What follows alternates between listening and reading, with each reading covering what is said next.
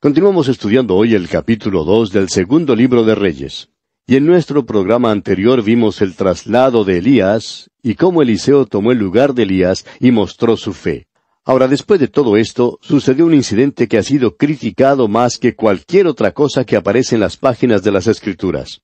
Hace muchos años, alguien publicó un folleto que llevaba como título 1000 errores en la Biblia. Y resulta que el librito mismo constituía un error completo.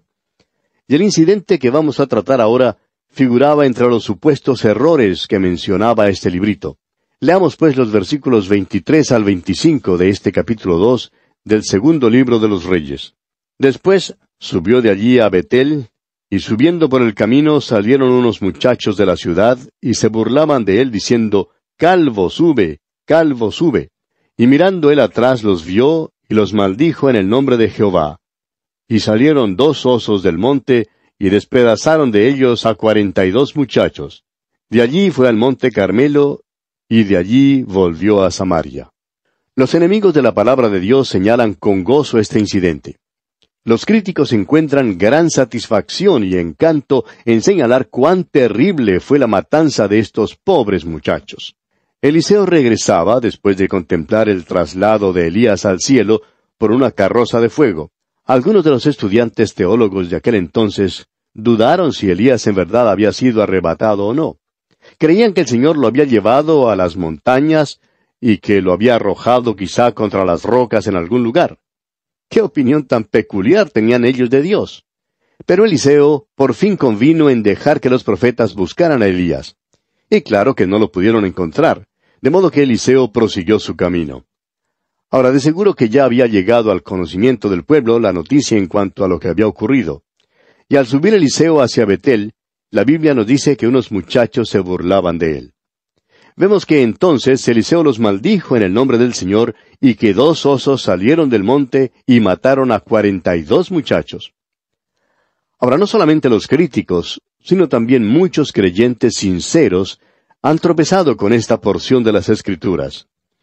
El escarnecedor dice, por ejemplo, no me diga que Dios destruiría a unos muchachos de esa manera. Por otra parte, y a primera vista, lo que se registra aquí parece contradecir otras porciones de la Escritura. En primer lugar, necesitamos reconocer que cuando entramos en el mundo, nuestras mentes humanas son más o menos neutrales. Son neutrales sobre prácticamente todo asunto, excepto el rasgo innato que todos poseemos de tender a la rebelión contra Dios. El hombre tiene un prejuicio ingénito contra Dios.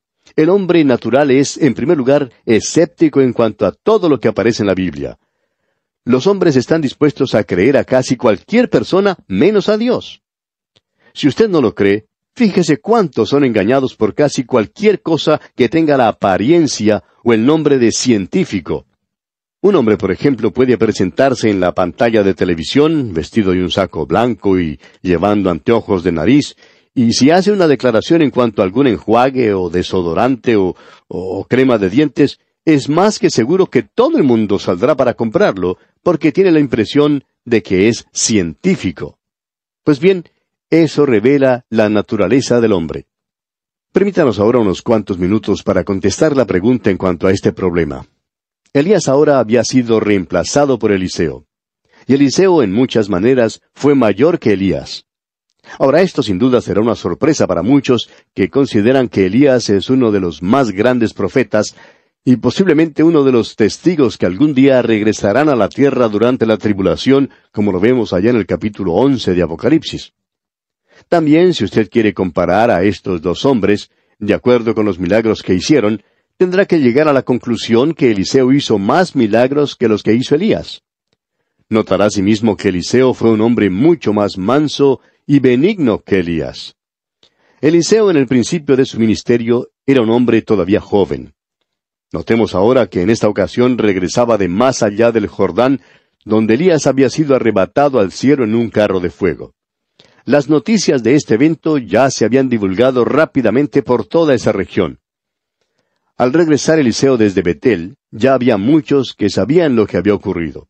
Probablemente la agencia de noticias ya había hecho un buen trabajo en difundir estas noticias en cuanto a Elías. Suponemos que quizá el periódico La Antorcha de Betel imprimió la noticia con grandes titulares en la primera página acerca del profeta y el carro de fuego. Ahora, La Antorcha no estaba dispuesta a confirmar la historia, pero sí informó que había quienes habían sido testigos presenciales en el lugar del evento. Ahora, Betel significa casa de Dios. Fue mencionado primero por Abraham y luego por Jacob. Sin embargo, Betel no continuaba existiendo en conformidad con su nombre. Recordará usted que en los tiempos de la división del reino, Jeroboam puso uno de los becerros de oro en Betel para que el pueblo pudiera adorar allí, y así no tuviera que subir más a Jerusalén para adorar. También en Betel había una escuela para los falsos profetas. Claro es que era solo una imitación de la escuela de los profetas en Judá. Pero fue en este ambiente donde se criaron los hijos de Betel. Eran impíos y no tenían ninguna educación. No había disciplina en sus hogares. Creemos que Betel era muy semejante a cualquiera de las grandes urbes de hoy en día, donde hay casi total indiferencia hacia Dios y el conocimiento de su voluntad. Ahora, fíjese una vez más en el versículo 23, porque de seguro que alguien dirá, espere un momento, usted no está contestando la pregunta. Pues bien, amigo oyente, vamos a contestarla. Leamos una vez más este versículo 23 del capítulo 2 del segundo libro de Reyes. Después subió de allí a Betel, y subiendo por el camino, salieron unos muchachos de la ciudad, y se burlaban de él, diciendo, Calvo, sube, calvo, sube. Dice, después subió de allí a Betel. Eso es lo que dice aquí. Y luego, es obvio aquí que algunos muchachos habían salido de la ciudad. Ahora, la opinión aceptada por muchos que leen este pasaje es que estos eran unos niños preciosos. Y todos nosotros, claro está, nos enternecemos por los niños.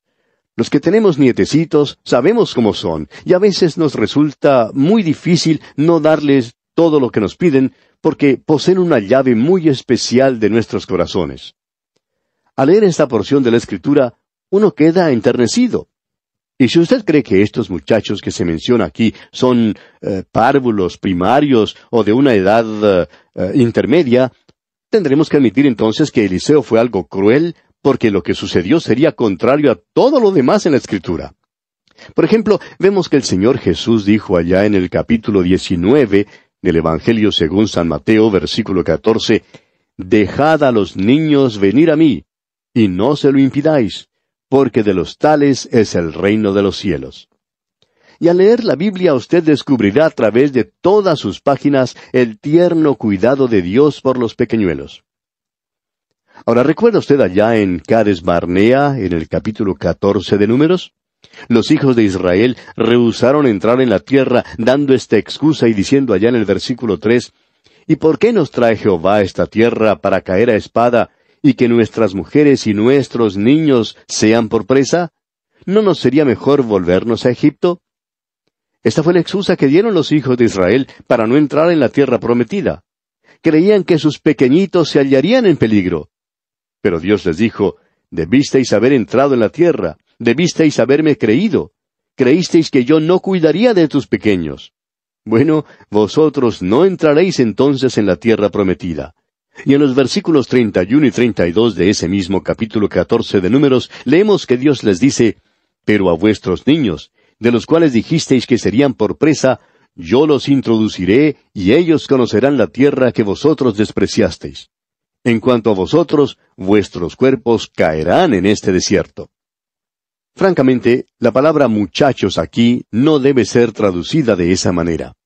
Usted encontrará esta misma palabra hebrea usada en otros lugares de las Escrituras, y no se refiere a muchachos como nosotros pensamos en muchachos o niñitos pequeñitos. Por ejemplo, en el primer libro de los Reyes, capítulo 12, versículo 8, leemos así, «Pero él dejó el consejo que los ancianos le habían dado, y pidió consejo de los jóvenes que se habían criado con él, y estaban delante de él». Este versículo está hablando del tiempo cuando Roboam dejó la sabiduría de los ancianos sabios y consultó con los jóvenes que se habían criado con él. Y la palabra que se traduce aquí, jóvenes, es la misma palabra que se traduce para muchachos aquí en el capítulo 2, versículo 23 de este segundo libro de los Reyes. Estamos seguros que nadie cree que Roboam consultara los asuntos del reino con muchachos o niñitos de menor edad. Tampoco creemos que fue a la casa cuna para discutir esas cosas con los párvulos. Eran jóvenes, amigo oyente. Pues bien, la traducción en este capítulo 2 del segundo libro de los Reyes, versículo 23, debe leerse entonces jóvenes, más bien que muchachos. Es decir, eran estudiantes secundarios o universitarios. Y usted notará que esta es una palabra que se usa en muchos lugares de la Escritura, y fuera de este incidente, aquí en el segundo libro de los Reyes, siempre se traduce por jóvenes. Recordará usted que cuando Samuel llegó para ungir como rey a uno de los hijos de Isaí, sus hijos ya eran crecidos. Al pasar uno por uno delante de Samuel, Samuel dijo, ¿son estos todos tus hijos? Pues bien, la palabra hijos allí es la misma palabra que tenemos acá en la porción que estamos estudiando, y se usa para describir a los hijos crecidos de Isaí. David, el hijo menor de Isaí, ni siquiera estuvo allí. Lo que tenemos aquí entonces, amigo oyente, en esta porción del segundo libro de los Reyes, es un grupo de jóvenes. Eran estudiantes de la escuela de los falsos profetas, y se burlaron y se mofaron de Eliseo diciéndole, calvo, sube, calvo, sube. Ahora, ¿qué querían decir con esto? Bueno, ellos querían decir que él hiciera lo mismo que Elías había hecho. O sea, se estaban burlando de la verdad bíblica de que Dios se llevará a un pueblo de este mundo. El apóstol Pedro dice que esta es la misma actitud que se revelará nuevamente en la tierra en los postreros días. Y este incidente aquí en el capítulo 2 del segundo libro de los Reyes se nos da para dejarnos saber que Dios juzgará a todos aquellos que se burlan de la segunda venida de Cristo. El apóstol Pedro en su segunda carta, capítulo 3, versículos 3 y 4 dice, sabiendo primero esto, que en los postreros días vendrán burladores, andando según sus propias concupiscencias, y diciendo, ¿dónde está la promesa de su advenimiento? Porque desde el día en que los padres durmieron, todas las cosas permanecen así como desde el principio de la creación. O sea que durante los postreros días en la tierra habrá quienes se burlarán de los creyentes en cuanto a la segunda venida de Cristo. Dirán algo así, bueno, ¿qué pasa? Todavía no te has ido, todavía estás aquí. Yo creía que tú nos ibas a dejar. Y este es el tipo de cosas que los escarnecedores dirán a los creyentes. Y muchos ya lo están diciendo. ¿Dónde está la promesa de su venida?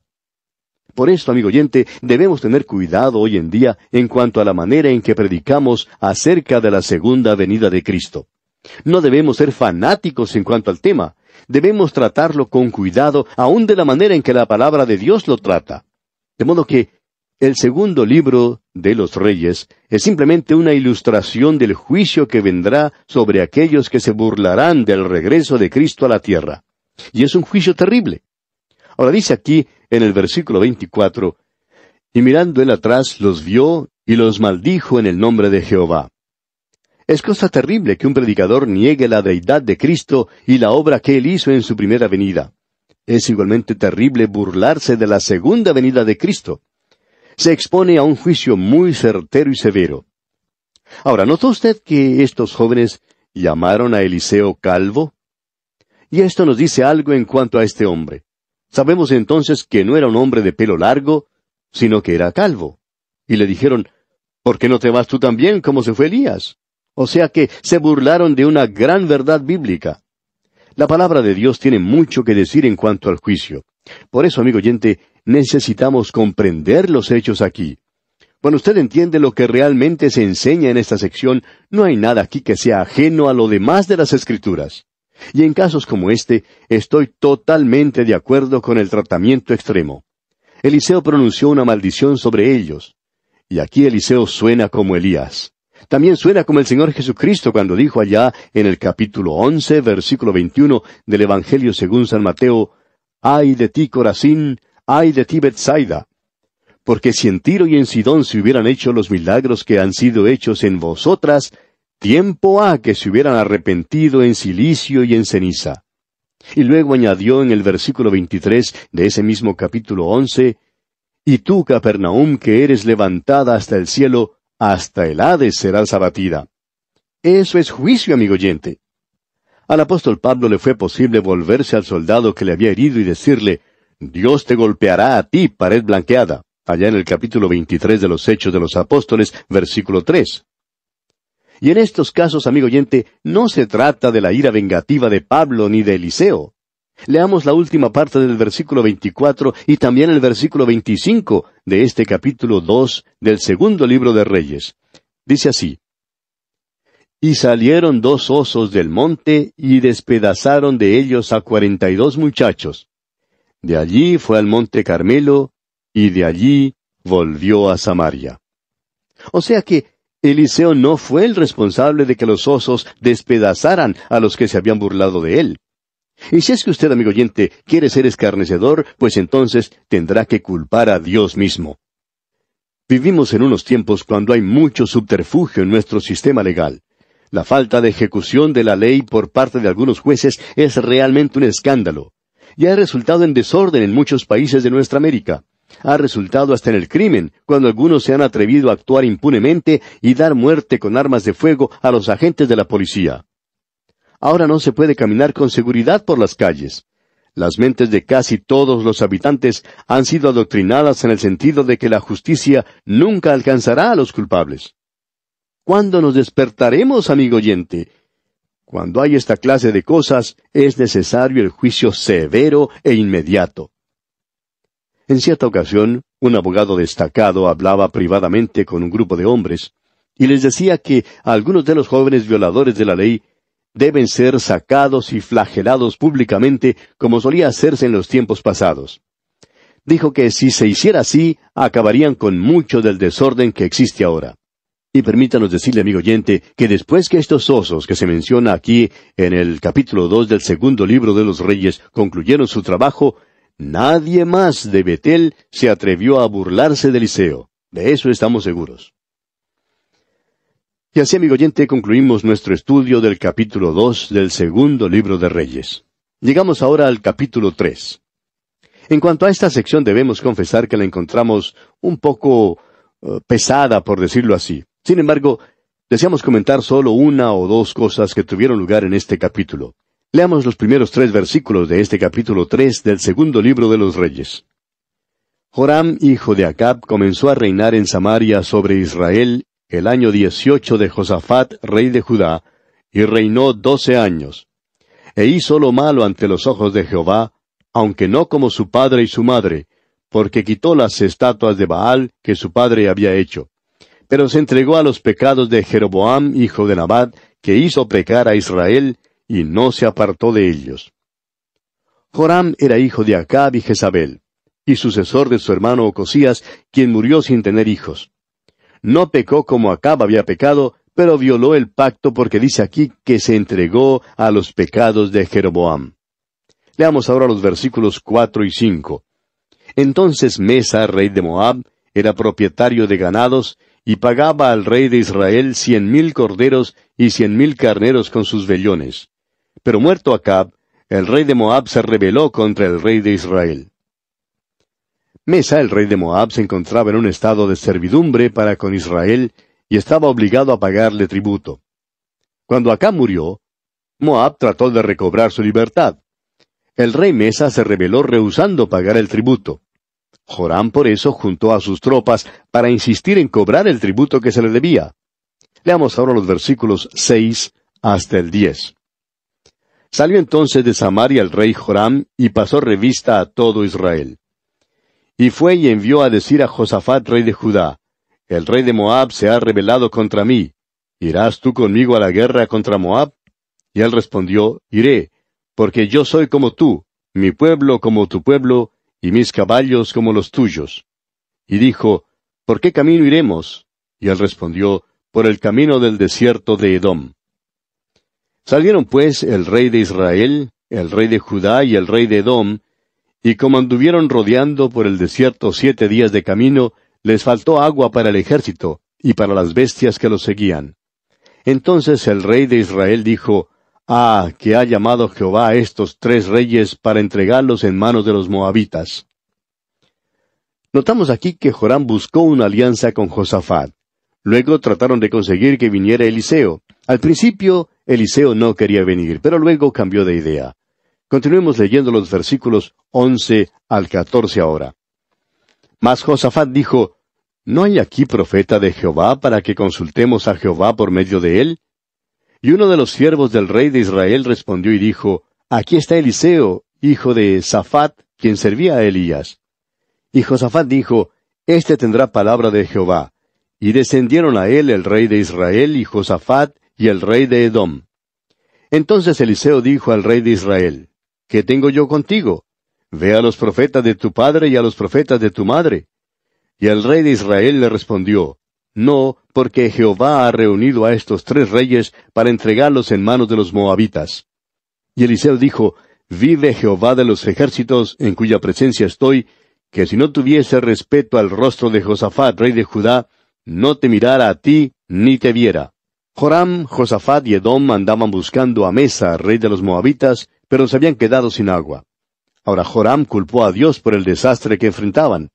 Pero Josafat le dijo, ¿no hay aquí profeta de Dios para que consultemos a Jehová por medio de él? Parece como si Joram no supiera que Eliseo estaba cerca.